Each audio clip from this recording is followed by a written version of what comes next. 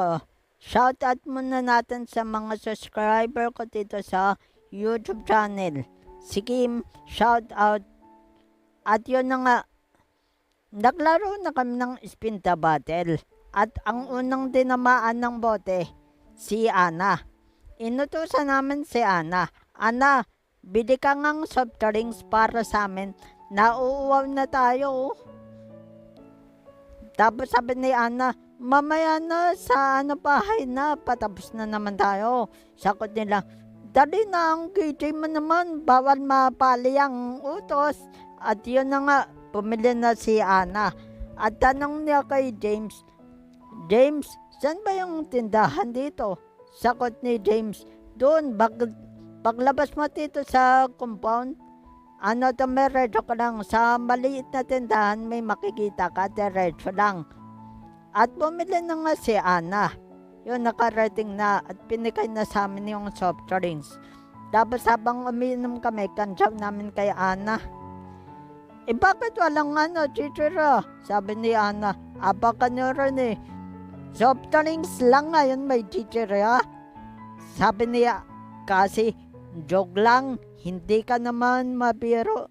At pinaikot na uli namin ang bote. Sunod na tinamaan si Cassie. Sabi ni Ana, ako magtatanong, truth or dare, Ate Cassie? Dare ang binili ni Cassie. Ang dare kasi, bibisilin ang kamay mo hanggang sa umamin ka. Ang tanong kay Cassie, mahal mo pa si James, Ate Cassie? Oo, hindi. Hindi, sagot ni Cassie. So, hinigpitan ba ni Ana? Mahal mo pa si James, Ate Cassie? Hindi. Namumula na si Cassie, kaya sinabi na lang niyang oo. Tapos pinitawan na ni Ana yung kamay ni Cassie. So, binaikot rin nila yung bote. Third niya tinamaan si James.